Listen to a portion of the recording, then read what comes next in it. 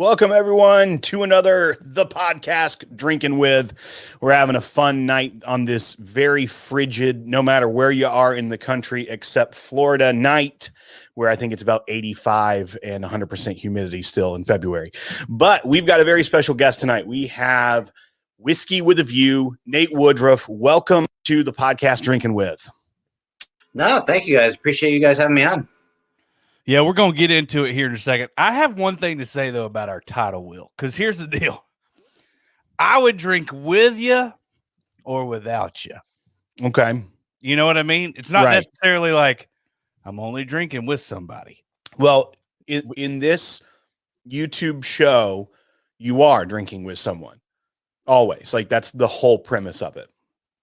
Right, but I'm just saying I would drink without you. No, I mean, you do that as well. But this Right. is the time that you're supposed to drink with someone. As long as I take my Nexium daily, I'm okay to do that. But if I don't do that, it gets a little weird in the old esophagus area. Right. Yeah, I understand what you're saying. You got to tame the beast. So this bearded gentleman who is with us has really, I think, shaped my view of some of the whiskey community in a lot of ways. So this is really exciting to get to hang out with you and share a drink, even though it's virtual. And hopefully someday, I know you're through the Tennessee area often, maybe we'll get to hang out in person. But you were one of the first really whiskey Instagram accounts that I followed and knew about when we were starting this journey. And we're going to talk about that some. We're going to talk about what you've been doing this last just over a year and some of the cool stuff you've got going on. But like I said, I want to welcome you to the show and thank you for, I guess, inspiring a lot of us, I know, in our whiskey journey with some beautiful shots. No, I appreciate it. And it's a pleasure to finally hang out with you guys. I've known about you for, it's been a while now. I do apologize for my absolutely shitty video quality, but you know what? Once I get settled down somewhere and I'm not living out of a van, although I'm obviously not in a van right now, I promise I'll try to keep up with you gentlemen, with your wonderful broadcast abilities. But right now we're limited. I think you have that living in a van chic going on though, so we're totally fine with it. I tried to get the wood paneling and everything, Yeah, it's beautiful. Yeah, and okay, I'm pretty sure you've got a nice enough. I've seen your images. You've got a nice enough camera just laying around somewhere. It only takes a daggum cable, Nate. Well, I'm technologically inept, so I think I got an iPhone after my mother did. So let's not get a little crazy on that, I got you. But you learned your ISO and your aperture and your shutter, and you just ran with it. One could say that I did learn it, but I didn't actually know what I was doing. I'm one of those people that just kind of takes the instruction manual and throws it out. And so I could have learned what those were about 2 to 3 years ago, and I just accidentally discovered what those actually were. I knew what ISO was just from being in the whiskey community. I learned early on that if you really want a bottle, you got to know the ISO, and then you say ISO Woodford double O. Yeah, you got a bin though. Yeah, is that another setting? The bin. You can't say bin anymore, guys. It's Rin. Is it really? I haven't been in any of those. What's those markets that don't exist Recycle in many years. It now. And is that what it is now? Yeah, and they do the little recycling symbol, and they do the little trash can. The trash can means bin.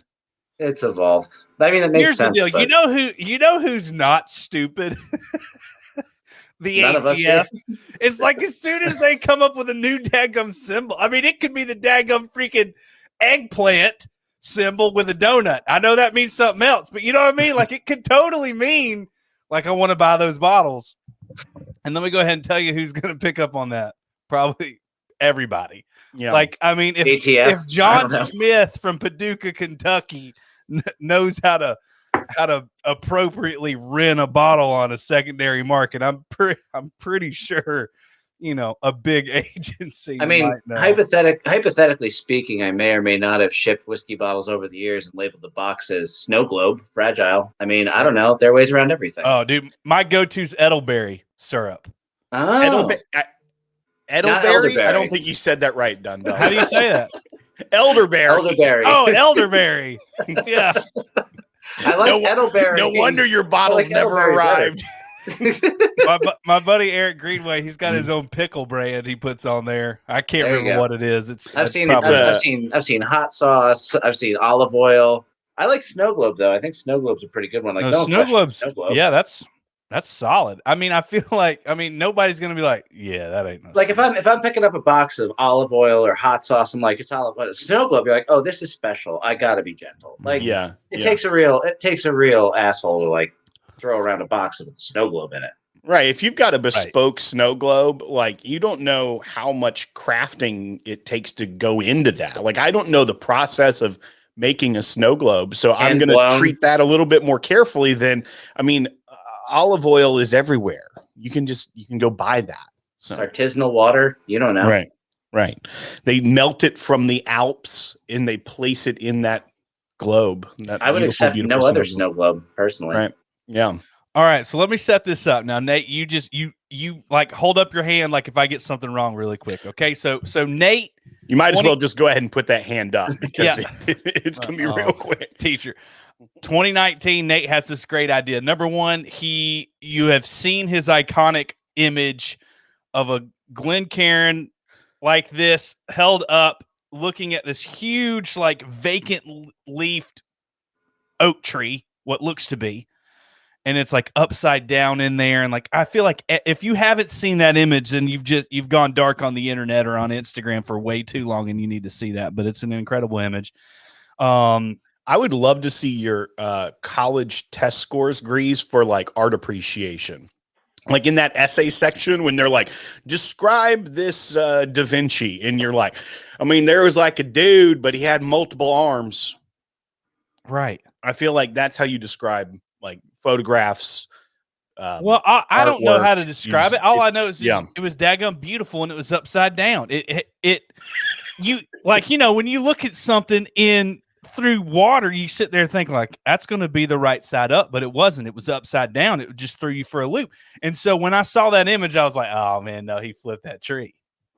I was like, that ain't legit. So I promise you, I'm not lying. I poured a glass of whiskey and I held it up to it might have been my kid's playground in the backyard. And I was like, well, dadgum, it is upside down. Who knew? Anyway, Nate did.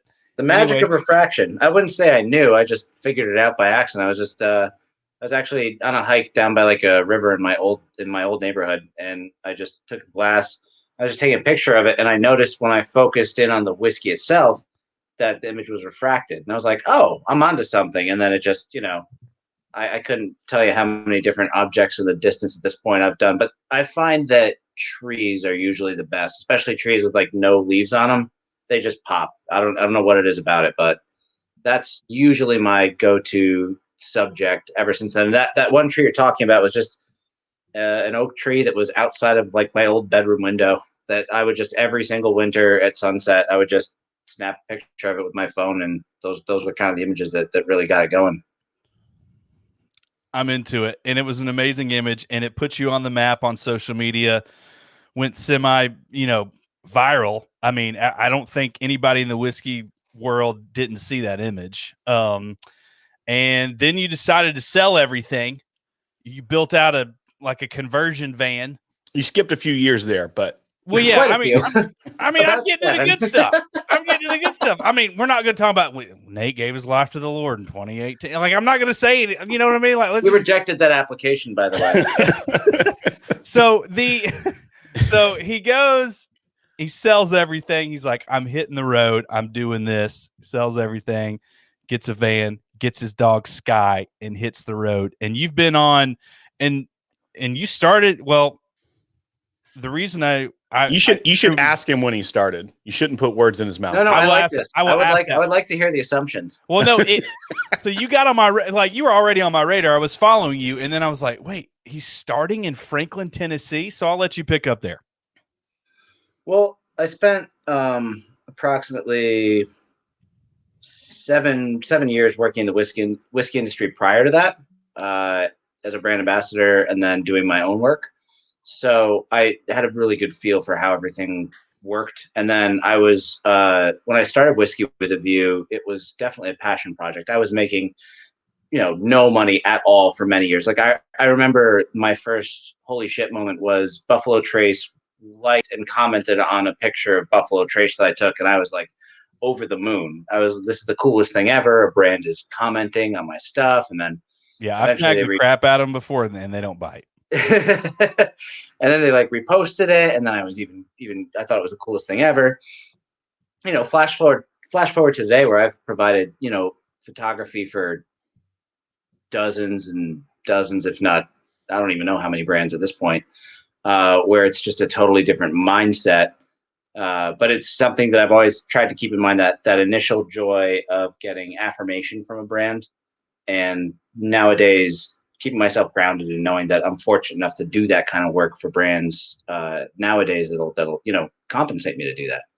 But from working in the industry and knowing how the photography thing worked, getting that road trip on the road was pretty easy for me to. Well, it wasn't easy. It was actually kind of difficult, but finding sponsorship. So basically, the entire trip was funded by different whiskey brands, even a coffee brand, a craft cocktail brand that paid me monthly to photograph their products and therefore keep the road trip going. So that was kind of like the basic premise of it. But yeah, actually, as of yesterday, I have been homeless for a year and couldn't be prouder of it. So that's great. Whoa, yesterday? Yesterday was 1 year. Man, we just happened to pick a daggum good time, didn't we? Well, you were a day off, but we'll let that slide. Well, I mean, man, we picked the greatest not actual date we could. I mean, are we a day off? I mean, in Vegas, it wouldn't count, but we're not in Vegas, so we're gonna let that one go. But wasn't it leap year this year though? I don't know. Actually, last year no idea. Was a leap year, wasn't it? I think last year was. So technically, right? You subtract a day. Leap years they're not even real. Right. Okay. Then this may be my anniversary. Mayan calendar bullcrap, dude. I like, you know what I mean? Like, I don't trust a leap year. I think that actually means we're 2 days off, but we'll let's not quibble over it. It's fine. We're just gonna let that go. But yeah. So I ended up being able to get sponsorship for the road trip for a monthly program. Went to Tennessee I ended up in Tennessee by around March. I just kind of worked my way. I wanted to go up north and hike up in Vermont, New York, come back down through the southeast, and then work my way over to my family in Tennessee. And that's when COVID hit. And that obviously threw quite the wrench in the works. Although prior to that, there were the tornadoes outside of Nashville. Right. Which I was kind of helping with the relief efforts with my family as well. We would just go into East Nashville and help with the cleanup crews and all that stuff. And then the lockdown happened, and got stuck there for about a month. Which eventually I was able to find a van, pick it up, bring it in, start converting it, and then I didn't really hit the road full time until I would say mid to end of April. And the only reason I was able to do that is because I was working with a distillery in Georgia, helping them produce hand sanitizer. So I was able to get an essential employee letter, which let me cross state lines. Loopholes. I love a good loophole. It's a wonderful loophole. Obviously, things early on were very because every state had something a little bit different going on. There's you had to figure out the patchwork of the country at that point. But say a few months in, do you feel like 2020 was the best year ever to do something like this? Or was that just another set of challenges thrown on something that's already outside of most people's comfort zone of just a great question. Completely piecing out of the normal structure of a home base and a place to lay your head every night and that type of thing? Will, can you ask questions from now on? That was I tried to, but you normally are just answering his questions for him. So. No, man, that was a freaking great question. No. I love it. No, for me, it was actually kind of a blessing in disguise. Like at first it was difficult because, I wasn't able to go anywhere. And from when it first started happening, I was thinking, okay, this might work out for me because people are going to start panicking. No one can work. And that sounds terrible. Like I'm benefiting off that. But I was like, people are going to get rid of stuff they don't need, like a van or a camper or a trailer. Like at this point, I was open to almost any option of just having something that I could live in on the road. And it actually ended up being the opposite, where everybody panicked and started buying all those things. So it was very different. It was difficult to procure that. Like when I was living in New Jersey and looking, because I wanted to buy a vehicle in Tennessee, so I didn't have to worry about rust and the undercarriage, and it's just cheaper to buy down south. It was easy for me. I'd be at my home in New Jersey, just Googling or Facebook marketplacing vehicles like live-in vans, school buses, you name it. And I was finding for dirt cheap and common. And then as soon as this hit, it's like they all vanished. So it took me a while to find it. And so that was rough for me. At first, not being able to travel interstate was rough. But then it actually did kind of turn into a blessing in disguise. In the sense that a lot of the parks and forests that I were going to were just, there's no one there. There are no tourists.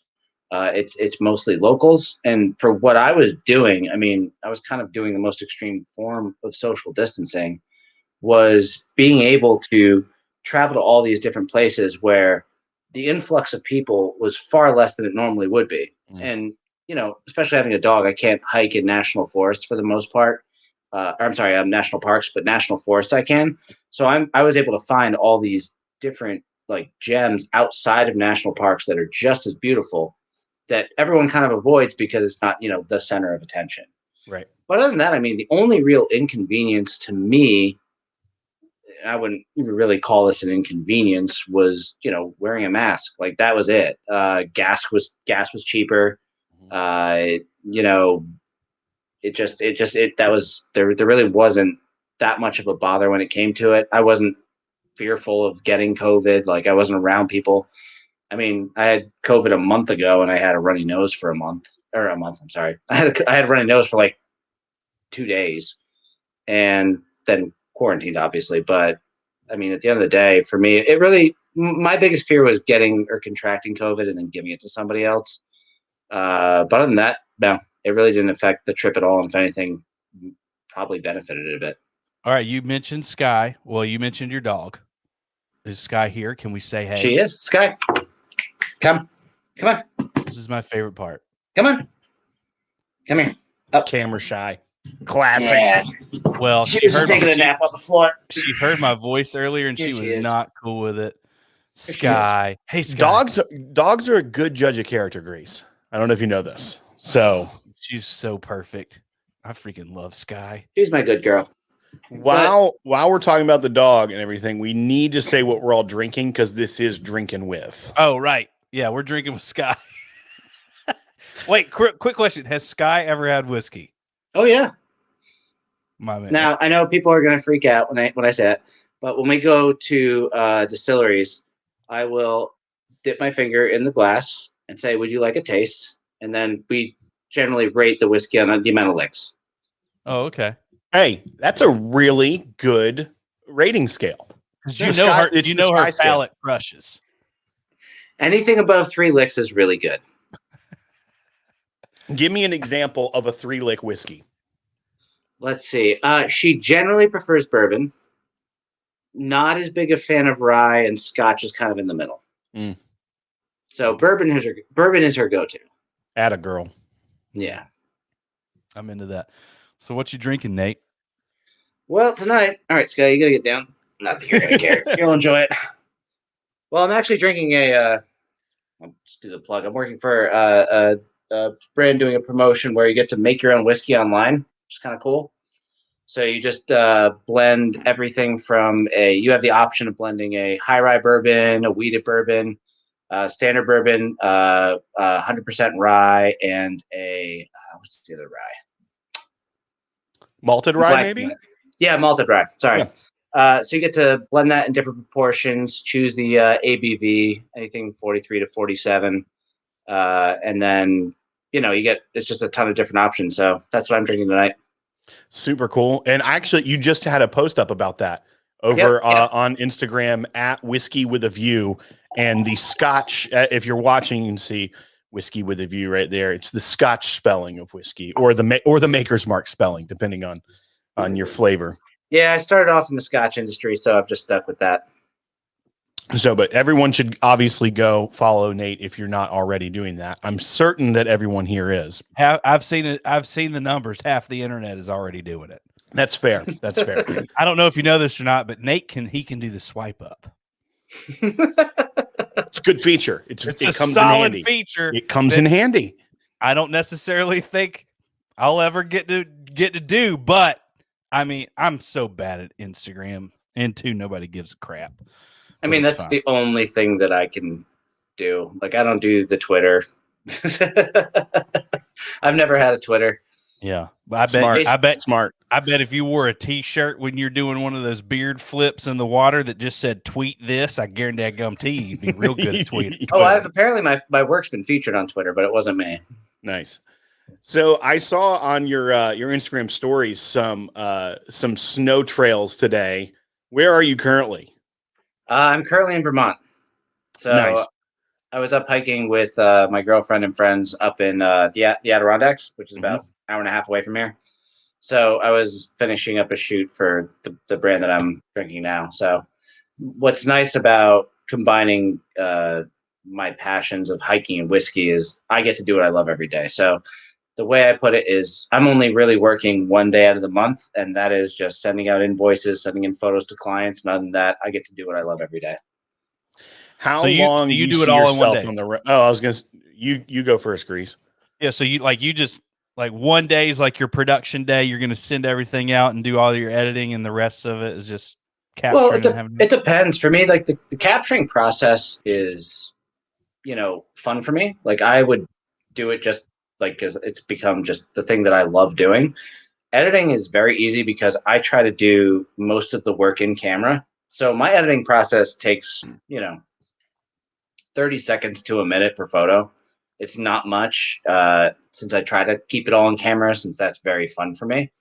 So for me, the main work is correspondence, sending in invoices, and then just, trying to get new work to come out and figure out how I want to operate for the next month. That for me is the stressful part of my month. So I just had a vision of you up on a mountaintop and you got your settings perfect. You just figured it out, and then the sun comes out. Oh yeah. And it's usually just, I just yell up, got it. And that's it. The best part is the people around me that, all of my friends know what I do, but they've definitely been busted by strangers multiple times. They're like, what are you doing? I'm like, you taking pictures of whiskey? I'm like, yeah. Like, why? I'm like, it's my job. They go, do tell. It's just a lot of confusion, and then generally a bit of weird guy on the trail today. Yeah, because outside of the context of the whiskey culture, like where we have people who are literally taking pictures of bottles they just scored in the liquor store, like that is not a foreign concept of someone like framing up a bottle of whiskey. But if you have absolutely no concept, and especially if you're in a park or some sort of like natural setting where people maybe have an aversion to the social media, more consumerist lifestyle of a whiskey nerd, then they all of a sudden see this guy like framing up a bottle of whiskey. It's like, that has got to be the most foreign concept to someone on a trail. It's hilarious. It makes, and especially like given the setting, like since it's in the middle of the woods, like and especially like, I don't often do like super pedestrian trails. Like I like to actually, climb like anywhere from 6 to however many miles. And so for other backpackers or hikers to be like, you carry that thing all the way up, like that's a lot of weight.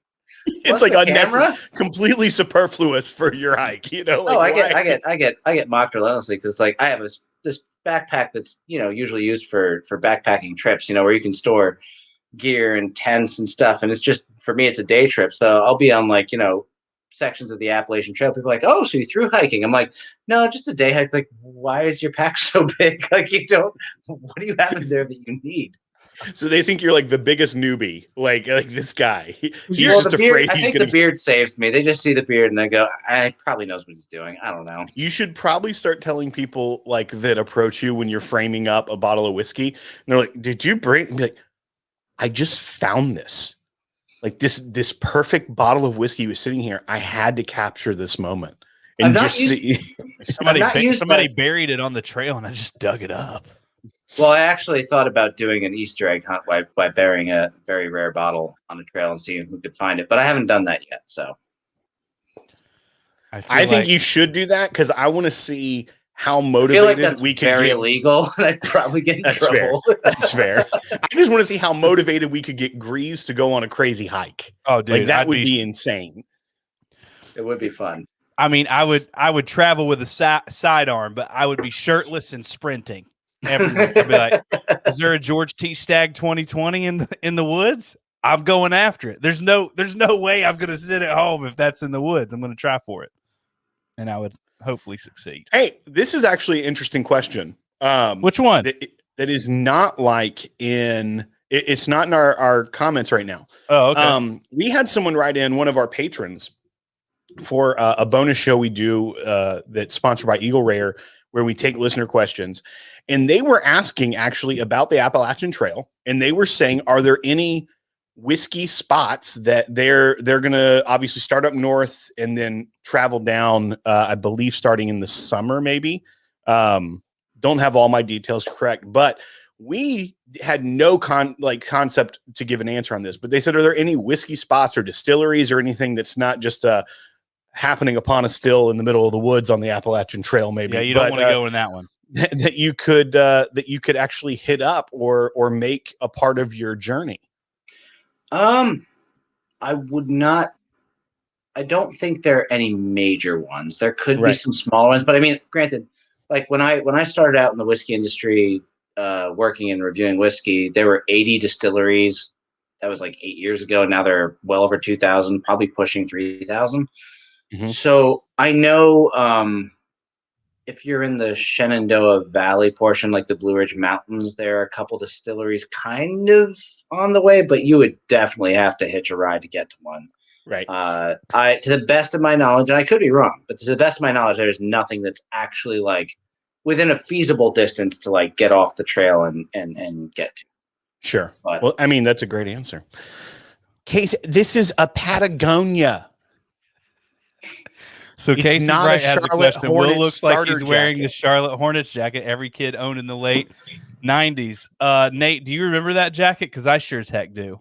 I do indeed. I had a Dallas Cowboys one. It's cold outside, and I wanted to look outdoorsy for Nate, so I put on the outdoorsiest thing I own, a Patagonia. It was second to as offensive as the Utah Jazz jacket. That was the worst. Yes. You know how I prepared for this? I'm wearing my yoga pants. I know Nate does yoga. I don't know if you call them yoga pants or joggers. I don't do yoga or jog, but I mean, it's just like it's basically the male sweatpants, comes real tapered at the ankles. That's what I got on right now. I mean, I almost didn't wear pants, but I decided to behave tonight. Grease, we're gonna need to see your yoga pants. What do you mean? They're just you regular. Can't tease. You can't tease us and not let us see them. Well, I can't get it up there that high. All right. Okay. That's what drinking with is all about. I know. No. So Nate, I don't know if y'all have seen the thumbnail for this daggum episode, you will notice that there's a man flipping water with his beard, but he also, is carrying a couple of sidearms in his arms. Those are called guns.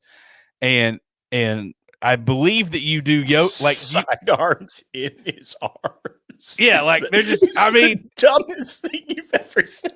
He just has arms on him. Yeah, he has very thick arms in the form of sculptures. Is that the way of saying that? He obviously works out and I'm pretty sure he just like does yoga and like pull-ups on daggum tree branches, if I remember some sort of news release or something that you got interviewed in or something. Tell me I'm wrong, Nate. You're kind of wrong. What do you mean? All right, so I'm gonna find the video. I'm gonna post it in here. I did do yoga for all of quarantine, which was wonderful, and I would love to do it again. It's kind of difficult to do that. Well, it's not difficult. I guess a lot of people do it, but when you don't have a space to do that and you're just, living in the woods, it's not the best for that. I was doing well with the working out. I've always, been someone that hit the gym and kept that kind of routine going. So when that picture was taken, yeah, I was in for my lifetime in very, very good shape. On this trip, I dropped like 30 pounds because all I was doing was hiking and eating like once a day. So I was still in shape, but very skinny. And thankfully, I've worked back up to, closer to what I'm more comfortable with. Yeah, you need to like eat like a casual peanut butter and jelly, like it, But you Yeah, do like yeah. intermittent fasting too, right? Well, I was doing intermittent fasting for many, many years. Well, not many years, actually, like 2 years. But on this trip, I started off still continuing on that cycle. And then I realized I remember I posted a picture and my mother messaged me. She goes, "Are you okay?" I was like, "Why?" She's like, "You look way too skinny." And I was like, "Oh shit." So I My decided that my mother has never texted me that.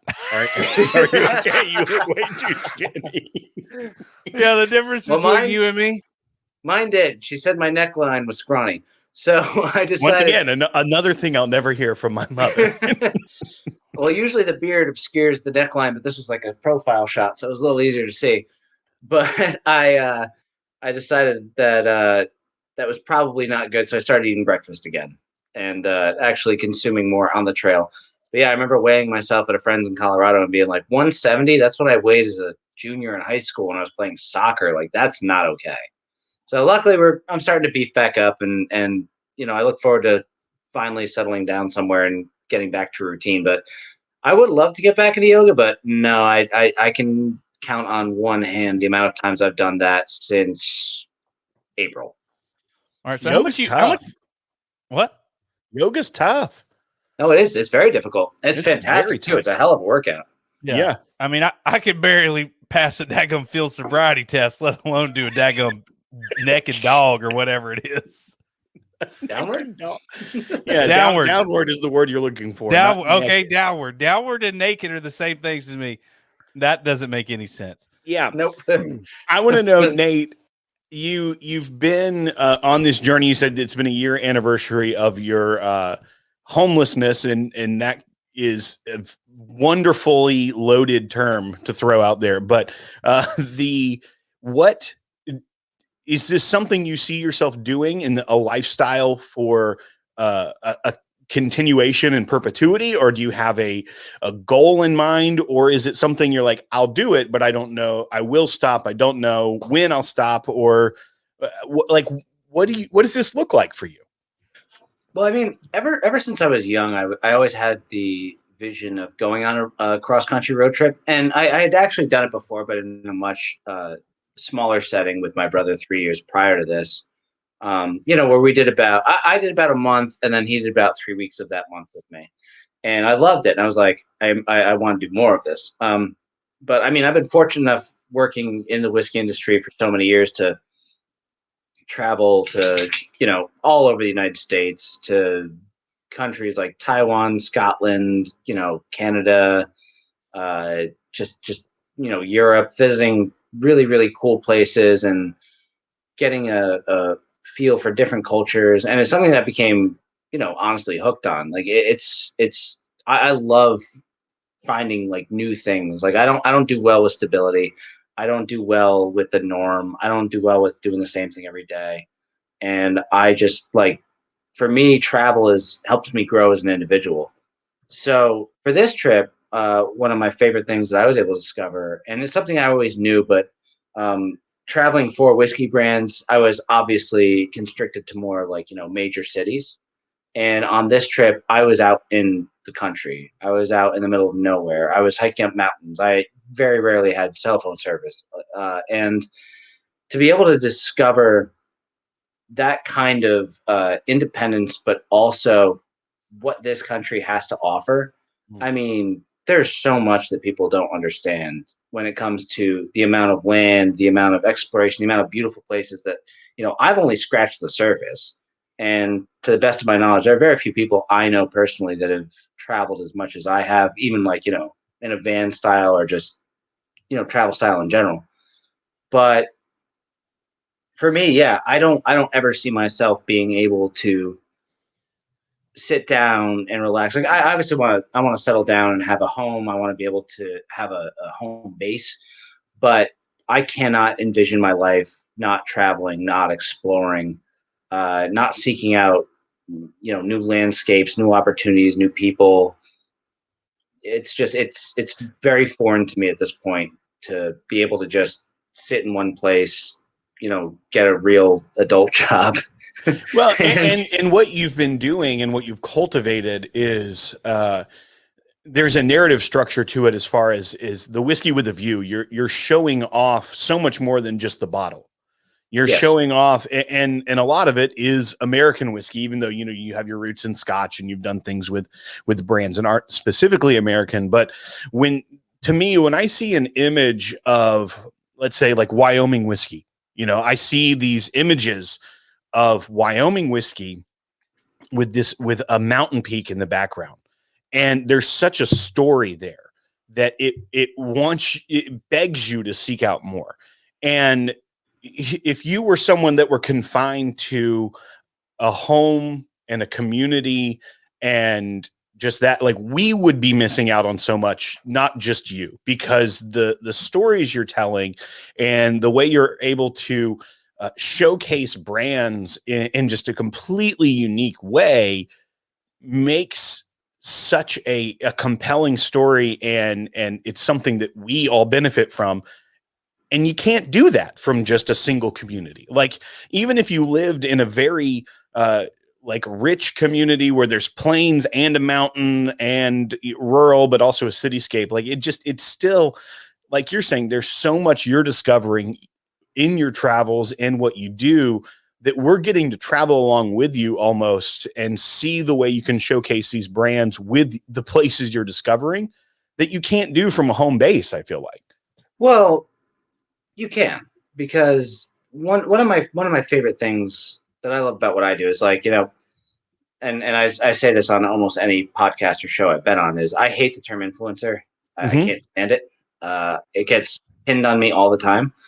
Have you done like the fake private jet shoots yet, where like you rent out the like room that looks like the inside of a private jet to shoot the whiskey? Because you can do that if you're an influencer, Pardon my French, but fuck no. No.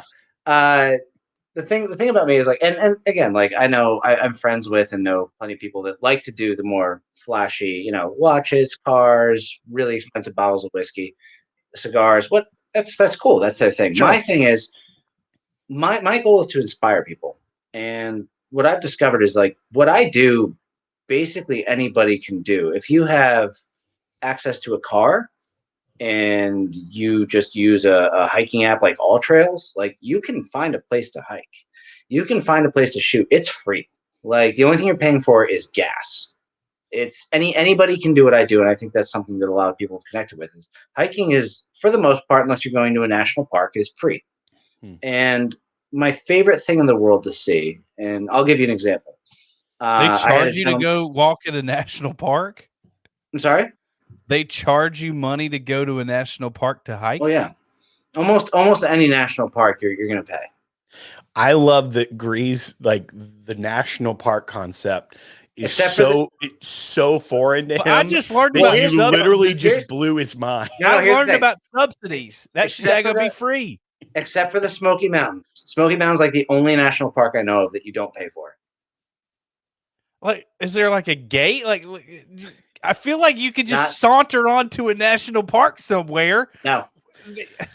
The vast majority of them you have to pay to get into, which I'm fine with. I don't mind paying money to help preserve, like, a pristine landscape. That doesn't bother me at all. I just feel like they're probably getting enough government funding to figure that out. You'd think that, but they don't. They actually don't. Really? They get very little. National parks around the country are kind of in disarray. And the only way they're actually making money is by visitors. And that's why they're so packed. And so, like they don't really limit the amount of guests that go in. That's why if you go into a national park, like when I was in the Grand Tetons, like, it's no parking on the road, but there's a line of 70 cars that aren't going to get ticketed because they're understaffed. They don't have people to take care of that. It's actually kind of a big issue. But that being said, Yeah. And unfortunately, it's not like you can go to a single, like, okay, let's get this one senator on board with this cause, because national parks are spread out throughout the country. That's a hard issue to like kind of mobilize to try to affect change on. No, it's very difficult, but I mean the best thing to do is to get if you do want to go to national parks, you just get a pass. It's about, I think it's $85 a year, and you can get any national park unlimited amount of times. It's nice and easy. But no, I really cannot think off the top of my head of a single national park that is free other than the Smoky Mountain National Park, but that's because they have, Redneck Vegas, Gatlinburg there. So right. Sorry, Grease. Right. I love Gatlinburg. You didn't say anything wrong. I'm there with you. No, I'm completely there with you, dude. Dude, the greatest thing about Gatlinburg is all those houses with like game rooms in them. You know what I mean? It's like you're proving his point, Grease. You're proving his point. Oh yeah, for sure. I'm not trying to disprove anything. I don't try to disprove anything. When I go online, 90% of my time online is looking at Gatlinburg cabins and just seeing which ones they're the best. Beautiful. My family, we rented one over Memorial Day this past year. It was wonderful. Yeah, but do you always like check out like what kind of hot tub situation they got? Oh, we had a hot tub. You have to have a hot tub. You do, but I mean, some of that you got to be careful. Like, you got to look at those pictures real good, because I mean, some of these things when you get there, those hot tubs look like a daggum. Like, I also feel like if you're really in the market for the hot tub, you should probably read the reviews, because you can probably tell what kind of activities happened in said hot tub based off the people reviewing said hot tub.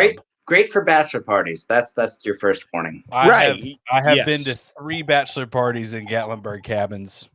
So we need to look for Grease's So you need to get reviews. tested. Yeah, we need find his reviews and don't go to those cabins. Oh yeah, dude. Yeah, it's all about the game room, guys. In those cabins, you gotta find one. You gotta have a theater. If you don't have a theater, it's like, why are you even looking at it? And then I just want air hockey. Yeah, air hockey, pool's just solid. Like, that's just a good drinking game. But I mean, when they start getting like pinball machines and multi-cades with shooter games on there, now you're talking. Now you're about Doom. We talking Doom, or are we talking like Lethal Enforcer? We're talking police game. We're talking about I don't know, Big Buck Hunter. Oh yeah, I'm for it. Yeah, I mean, you're in Gatlinburg, dude. Big Buck Hunter is a conservation game. Oh, for sure. Yeah, that's why you got to pay to get in there. Yeah, they gotta buy food to feed those animals and get them real big, so you feel good about shooting them on a video game. They deduct points for the things that are out of season, so it's teaching you valuable lessons. Oh, right. Yeah, you don't, dude. Yeah, if that duck is not in season, do not shoot that thing. Do not shoot. Even though your proper tags, right? Even though in previous rounds it gave you bonus points for it, right? You got to pay attention to your round. That's right. Like whiskey. Like, what round am I on? I don't know. Could be dangerous. But then you lose count, and then you just take out all the ducks. Round 6 was solid. Round 7 could go south. Yeah, real quick. What are you drinking tonight, Will? Have you said? I said before we started, I'm drinking Woodland Wine Merchant. This is I missed out on that one. Woodland Wine Merchant Rye 2, Willett Family Estate Rye, because it is a frigid night. We've been outside. We had this major ice storm here, like so much ice. It looks like it snowed, but it's just ice everywhere. And I was out with my 3-year-old sledding all day, and she was probably going 25 miles an hour down a hill. I saw the video. She was zooming. She loved every minute of it. There's 116.8 proof 6-year-old Willett Family Estate Rye. That's really good. Yeah. Rye warms the soul on a cold night. It does. I was hitting OWA at first, and then I was hitting Confiscated, and then now I'm on to a Fairview Liquors and Fine Wine Knob Creek pick. Fabulous. I miss those Knob Creek picks, man. There's not many of them these days. There used to be all over the place. Let's get to Brandon's question. Oh, go ahead. I don't like Brandon's question. We got a question from Brandon Rice. What is Nate's best memory while on the trail? A great moment he had, or a specific favorite shot? And Brandon's a video photography guy as well. So he likes the nitty gritty type stuff. So you can get real technical if you want. Whew. Have you ever been chased by a bear? That's what he's asking. Yeah, that's it. That's what I meant by technical. Or a daggum cheetah. I saved someone from a bear, but that's about it. Wait, you saved what? you saved someone from a bear? Yeah. Well, Yeah. tell that. That's what we're looking for. Take a shot. Let's all take a shot together, and then let's hear this story. Cheers, guys. Well, granted, I was not sober. Right, you're whiskey with a view. This was. Oh, Yeah, no, I normally am sober before 8. Contrary to popular belief, I don't usually drink while hiking. It's very rare that I do. The only time that I do drink is like if I accomplish a set like peak or goal that I need to accomplish, or not need to, but want to accomplish. And if it's safe, I'll have a drink. But if it's like, you know, a more rugged mountain, I'm not going to have anything at all. Like I told my mother, I told her if they find me dead in the woods one day and they say I had a high alcohol blood content, it's because I knew I was going to die and I got hammered drunk. Like that is the only reason. I promise I was not drunk before. I feel like that's what I do like every time we record. Like I'm pretty sure I'm going to die today, so I'm just going to Let's go get there. for it. Yeah. But that being said, the bear story. So yeah, it was with friends in Wyoming. We were in the Tetons, which is like one of my all-time favorite ranges. And I was meeting up with my buddy Aaron, and we were, you know, he does the van life too, and was camping out, and this car pulls up, and this girl comes out, and she's starting to walk down the road to where there are like these two porta. Oh, well, I guess I should give a little more background on vanning. So there's this thing in public land called dispersed camping, where basically you can park, camp, you know, do whatever you want for free, but you have like a set period of like 14 days, 16 days that's very loosely enforced. So we were at a campsite that was awesome. Like we were looking over this mountain range. It was beautiful and you could just stay there. But it was in this huge lot, which was kind of a commune. So there were a lot of people around, but it was like at the edge of a forest. And so we were kind of parked in the middle, and this girl was parked out towards the woods. And there were two porta potties for like this entire area. And I had gone down there earlier in the day, and let's just say they were not kept up well. The roof was like a swirling cloud of black flies. It was horrifying. And so we noticed her walking down towards the bathrooms, and just because, you know, pretty much anyone on the road, we were all polite. We're like, hey, don't go down there unless, you know, you have to. It's an emergency. Like, it's not pleasant. And so she ended up coming over with some wine as a thank you, and we all ended up drinking and having dinner. And she goes back to her tent, and late at night, get a message saying, "Help! Growling, bear outside of tent." And It just is growling. and it's about, you know, 1 a.m. I can't imagine getting that text from Will. That just means I'm hungry. If you hear help growling, that means bring me a pizza. Yeah, that means like Crystal 24-pack with cheese. Yeah, it's please. completely different coming from me. Grabbed the flashlight, a knife, and couldn't find my bear spray. And sure enough, there's a bear outside of her tent growling, and probably a grizzly. And me being hammered, just being an idiot and not being near as frightened as I should have been, just kind of flashed the light at it and whistled at it, and it kind of shambled off into the woods. And that was about my only bear experience I had on it. But I didn't revenant the thing. I didn't kill it. Like, the craziest thing is that you told your mom, if I'm ever found dead and my blood alcohol content is high in the woods, but I didn't talk about bear mauling. But I mean, I feel like that still plays in because you were found dead because you teased a bear with a flashlight. So, well, I think I can have an exception for that one particular thing. Dude, I didn't know grizzly bears. I would have been in the middle of like a dirt. I would have been in the middle of a dirt parking lot. So. I didn't know bears weren't fans of flashlight tag, but it sounds Grizzlies are not fans of anything. No, if you literally like flashlight at them, it confuses them and it makes them think that it's a bigger object. Fun fact: don't spray it with bear spray right away. Flash a light at it, and not like click on off. I mean, like go like this. It confuses. Grease is kind of like a grizzly bear. Like you can flash lights at him like literally right now, and he's just like, huh? Yeah, if you got a laser pen, I'm screwed. Like, just don't shine it at the bottles. Yeah. What? Laser pens mess up your bottles? No, you just go after the bottles and knock them all over.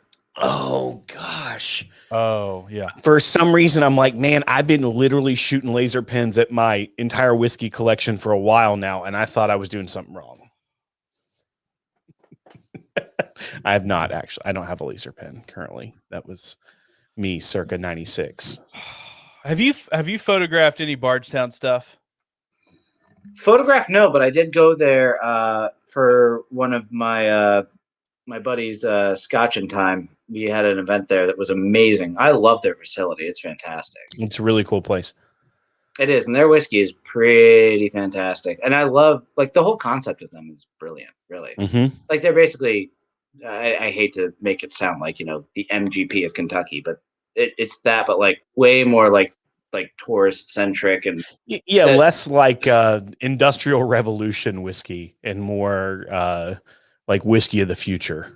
Like I feel like MGP has such a, I mean, obviously they're trying to get away from that imagery of just being, the factory that's non-distiller producer provider with their acquisitions and things like that. But it feels like they were just for so long, like we're just pumping out whiskey, faceless whiskey and sending it to brands all over. Whereas Bardstown had like the character and the story behind it doing similar type things with contract distilling and everything that, there was a stark difference between the two of them. Yep. Oh, sorry. I forgot the great shot. You remember thing, Brandon. So I do actually, one of my favorite shots I took on the trip was actually in New Mexico of all places. So New Mexico, I always thought of would be a barren wasteland, like you'd think like desert, nothing crazy, but they actually have some stunning mountains in the Taos region outside of Santa Fe that reach over, well, the highest peak, which I climbed, was 13,200 feet and change.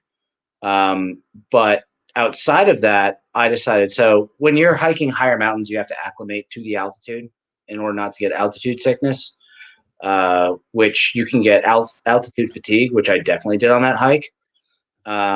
But one of my favorite shots was actually below that range. I was acclimating at 8,000 feet, and it was at Eagle Lake. And I wanted to go out and try my night photography, which I hadn't done for a long time, doing like long exposure, like 30-second shots. And there was this lake that was right outside of the campsite where I was at. And it was a beautiful night. It was a little bit chilly. There were coyotes howling, so I left Sky in the van. But I went out there with my tripod and set up at the lake and set up a bottle of whiskey on a bench and did a long exposure shot and got the Milky Way galaxy in the background, which I thought was really cool. But on the second shot of that, the moon actually ended up rising directly behind the mountains behind that lake, and it looked like a sunrise. So I ended up getting 2 or 3 shots of the moon coming up over this, well, it's more of a hill than a mountain, but it just looked like a sunrise with the Milky Way galaxy. On my Instagram, it's pretty easy to find.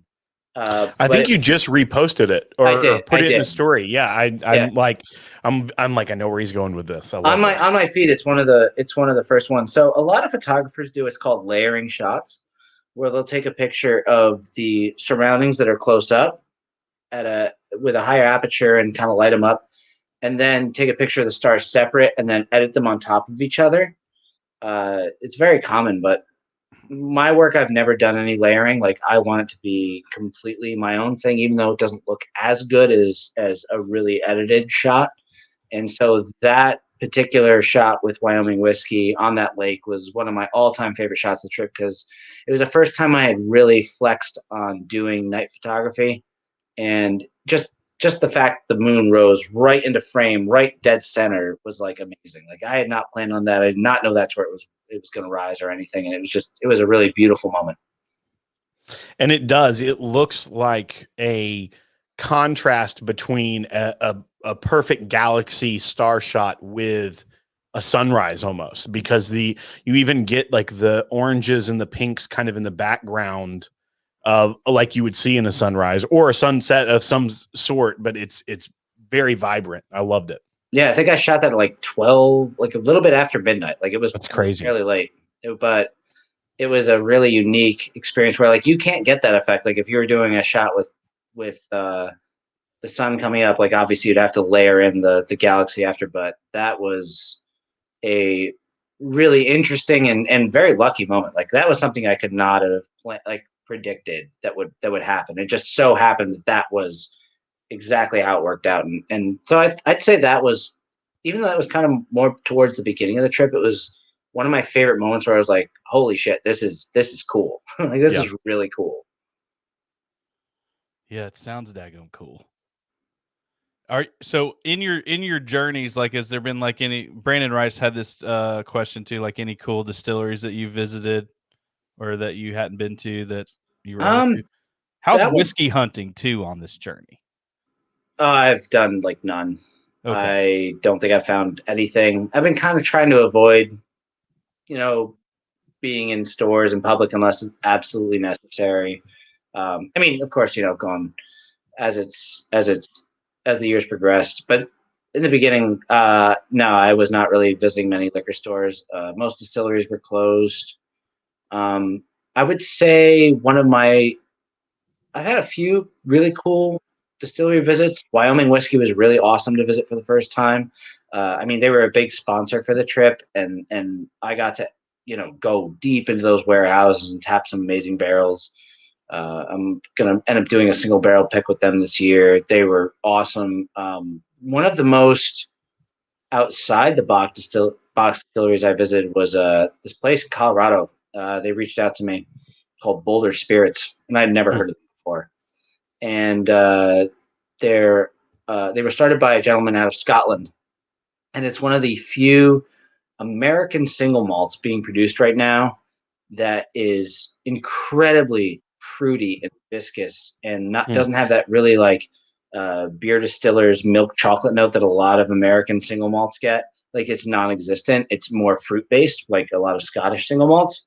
And I've become a total fanboy for them. In full disclosure, like, I've never gotten any paid work for them or anything. I just absolutely love their product.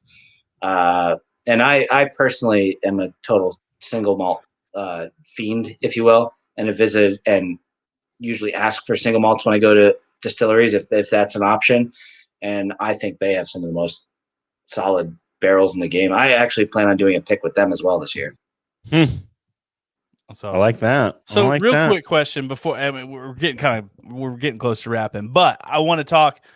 So you've got a van, and behind me, I bet, like, if you told me I had to get rid of any of these whiskeys because I don't have a home anymore and I'm going to be in a van down by the river, like, how do you choose which whiskeys to take with you? Did you just get rid of all of them? And like, is it just your clients that you've got in the van with you, or do you have a drinker? Like, what's up with that? I got rid of most of my collection. I just basically had all of my friends come over for a week straight and just like, this is it, open season, have at it. Obviously, like the bottles that were, a little more expensive, I sold off at cost, maybe a little bit more. And then my family, for Christmas, I gifted everybody a single. Everybody in my family got a bottle of whiskey that was unopened that I thought was special and pertained to them and what they are. The only stipulation was they had to open it with another family member. So that's a really cool Christmas thing. I like that. And some of them, to their credit, have not opened one yet. So good on them. But for the most part, getting rid of the collection was not difficult. I mean, I share everything that I open, and I love sharing whiskey. But for the van itself, yeah, most of it was bottles for sponsors.